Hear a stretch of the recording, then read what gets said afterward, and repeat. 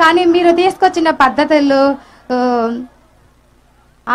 తల్లికి వందనం దీపం పథకాల ద్వారా నాకు చాలా ధైర్యం వచ్చింది సార్. మళ్ళీ ఇప్పుడు అన్నదాత సుఖీభవ నాకు చాలా భద్రత కల్పించింది సార్. నాకు చాలా ధైర్యంగా ఉంది సార్. ధన్యవాదాలు సార్ మనస్ఫూర్తిగా. నాకున్న సొంత గ్రామంలో 3 ఎకరాల బొప్పాయి వేసి పండిస్తున్నాను సార్. నాతో పాటు 100 మందిని ప్రకృతి వ్యవసాయంలో తీసుకొస్తున్నాను సార్. కందిలో విత్తన శుద్ధి చేయిస్తున్నాను సార్. అంతర పంటలు వేస్తున్నాను సార్. ఏ గ్రేడు ATM కూడా చేయిస్తున్నాను సార్. ప్రతి మండే స్టాల్ పెడుతున్నాను సార్. ముల్లమూరులో ప్రకృతి వ్యవసాయం బాగా చేస్తున్నాం సార్. మీరు ఏ మీటింగ్కి వెళ్ళినా మా ప్రకృతి వ్యవసాయం గురించి బాగా చదువుతున్నారు సార్. మీరు ఇంకా బాగా చెప్పాలి, మమ్మల్ని బాగా ఇంకా ముందుకు తీసుకెళ్లాలని కోరుచున్నాను సార్. అన్నదాత సుఖీభావ పడాలంటే ప్రకృతి వ్యవసాయం చేయాలి, ఒక అరెకరమైనా పడాలి అని మీరు కోరండి సార్. మేము ఇంకా ముందుకు వెళ్తాం సార్. చాలా సంతోషంగా ఉంది సార్.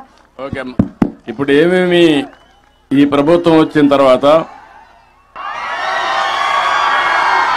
సూపర్ 6 లో గాని ప్రభుత్వం ఇచ్చినటువంటి సంక్షేమ కార్యక్రమాలు ఏమేమి ఇచ్చారమ్మా చెప్పగలుగుతావా?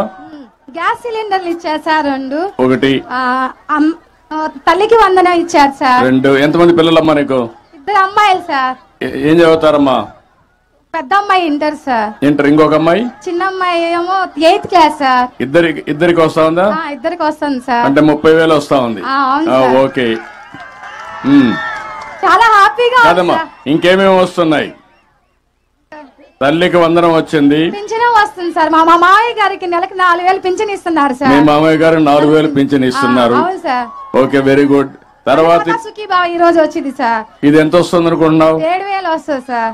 7,000 ఈ రోజు 3 సార్లు వస్తుంది సంవత్సరంలో. అవును సార్. 2 కలిపి రాష్ట్ర ప్రభుత్వం ఇస్తుంది సార్. అన్నదాత సుఖీభావ కింద 14,000, కేంద్రం ఇచ్చే 6,000. ఆగస్టు 15 వస్తుంది సార్. ఎంత మొత్తం? ఎంతమ్మా? మొత్తం 20,000 సార్. 20,000 అన్నదాత సుఖీభావలో PM కిసాన్ లో వస్తుంది. అవును సార్. ఆగస్టు 15న మళ్ళీ మీ అందరికి ఫ్రీ బస్. ఎక్కడికి కావాలంటే అక్కడ ఆడవాళ్ళందరూ ఫ్రీగా తిరగచ్చు. ఫ్రీ బస్ సౌకర్యం, శ్రీ శక్తి. చాలా హ్యాపీ సార్. అదే మాదిరిగా ఇప్పుడు మీకందరికి కూడా అమ్మా బియ్యం కూడా ఇస్తున్నారు కదా, రేషన్ బియ్యం ఇస్తున్నారు కదా. ఇంటి దగ్గరనే ఇస్తాం. కొంతమందికి ముసలి వాళ్ళు ఉన్నా, వికలాంగులున్నా ఇంటి దగ్గరనే ఇస్తున్నాం కదా. అవును సార్. పింఛన్ ఇంటి దగ్గరనే ఇస్తున్నాం కదా. ఇస్తున్నారు సార్. 1వ తేదీ ముందే ఇస్తున్నారు సార్.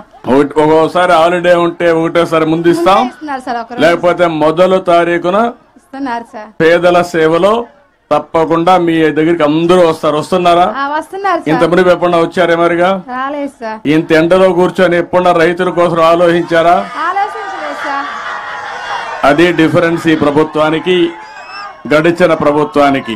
చాలా హ్యాపీ సార్. కాబట్టి మీలో మార్పు రావాలి, మీలో కూడా ఆలోచించాలి. ఏ ప్రభుత్వం మీకోసం పనిచేస్తుంది, ఏ ప్రభుత్వం వాళ్ళ కోసం పనిచేస్తున్నారో ఒకసారి ఆలోచిస్తే మీ అందరికి స్పష్టత వస్తుంది. ఆ అమ్మాయి చెప్పింది నిజమనుకుంటే గట్టిగా చప్పట్లు కూడా చెప్పండి వాస్తవం అని. ఇక్కడ ఉండే ప్రతి ఒక్కరికి కూడా మీకు కూడా వస్తున్నాయి కదా, ఇవన్నీ వస్తున్నాయని చేలు పైకెత్తండి. ఇది మంచి ప్రభుత్వం అవునా కాదా? అవునంటే గట్టిగా చప్పట్లు కూడా చెప్పండి అవునని.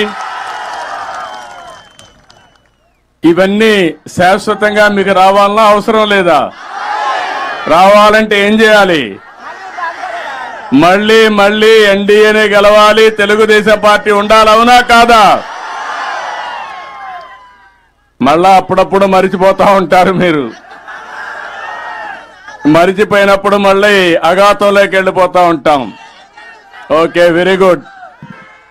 తర్వాత అమ్మా. హలో హలో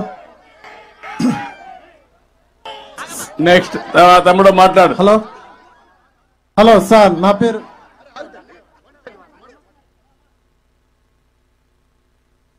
మాట్లాడా రాని వర్గారండి వర్గారాలు.